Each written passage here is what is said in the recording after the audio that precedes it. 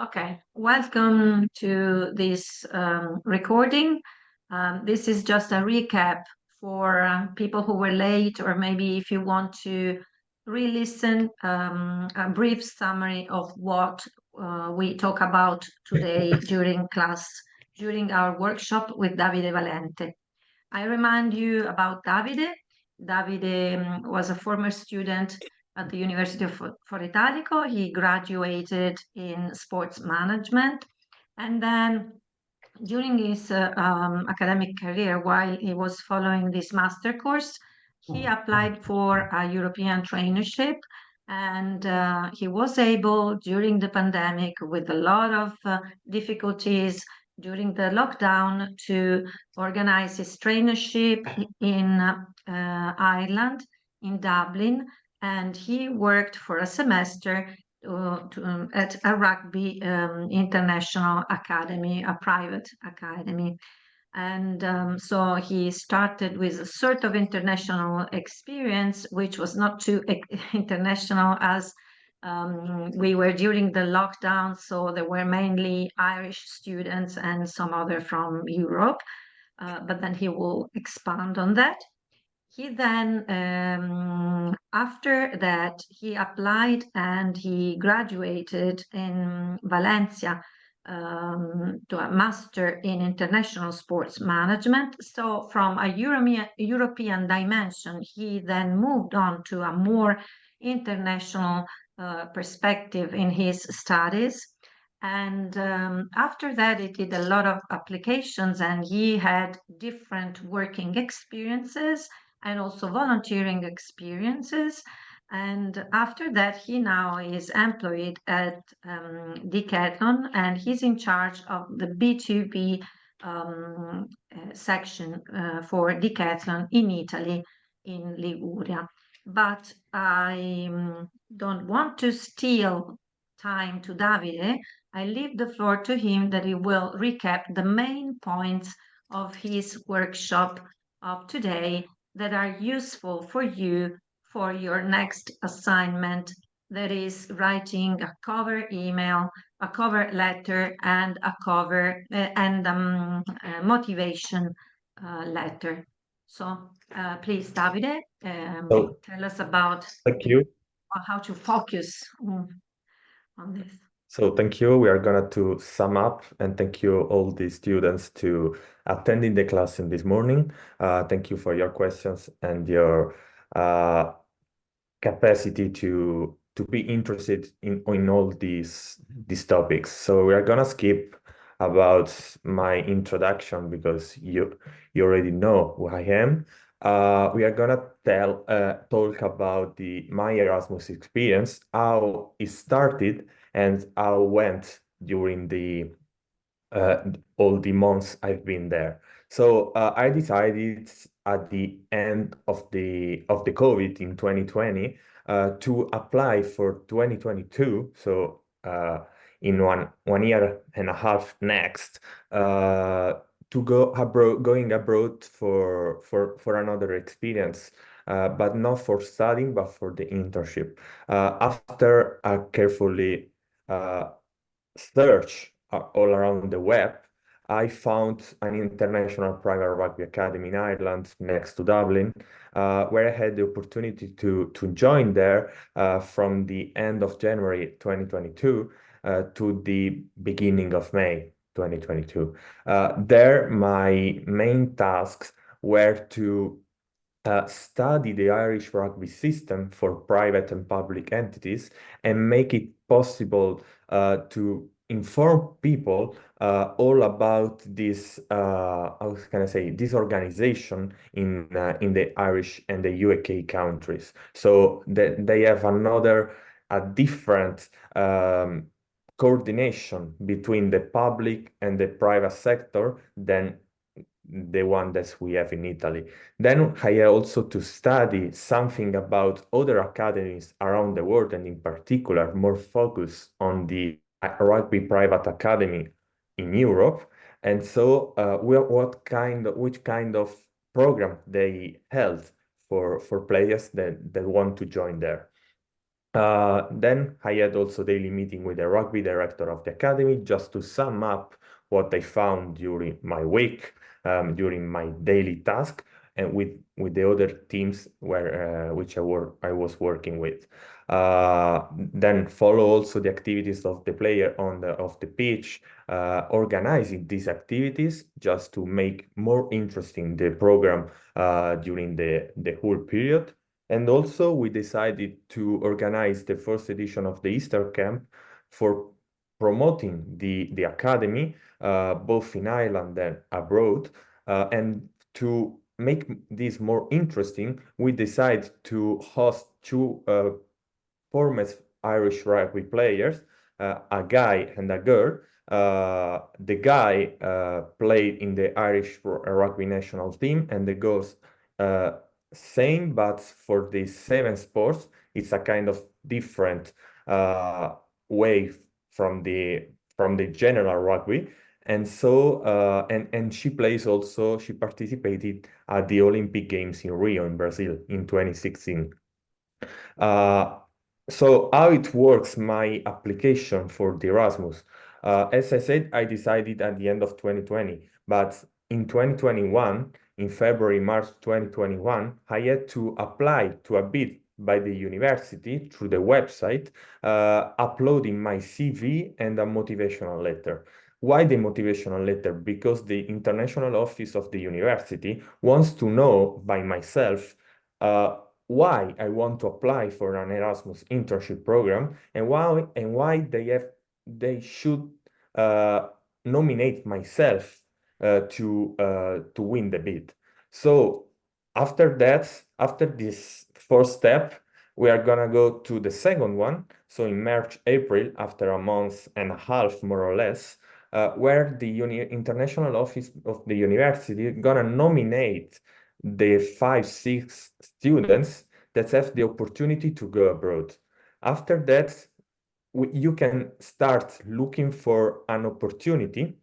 The university give you some tips, some names of uh, how can I say, the partnership with the other entities all around Europe, who should be university, other organization.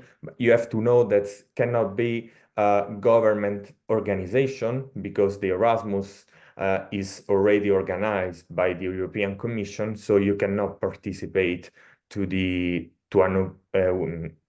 join a government organization. But I decided to not accept neither of this partnership, and I found by myself the Rugby Academy Ireland. So you have two periods where you can sign the bilateral contract.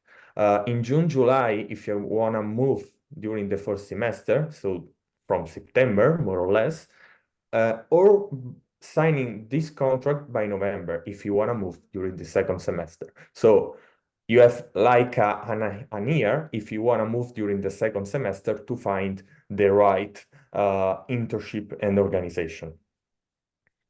I also did different volunteering experiences that, as I said during the class, are more important for yourself, and also the HR teams, when they read and scan your CV, see that you are open-minded also to the volunteering experiences. So if you have the opportunity, do it, no worry. How it works, an application process for the for a job that could be the internship or just your full-time job. You have firstly understand the job you are interested in. So the area, if it's marketing, as a team manager of a team, of a squad, if you want to work in the HR, I don't know, in any kind of area, but you have to be uh, conscious with your brain about this.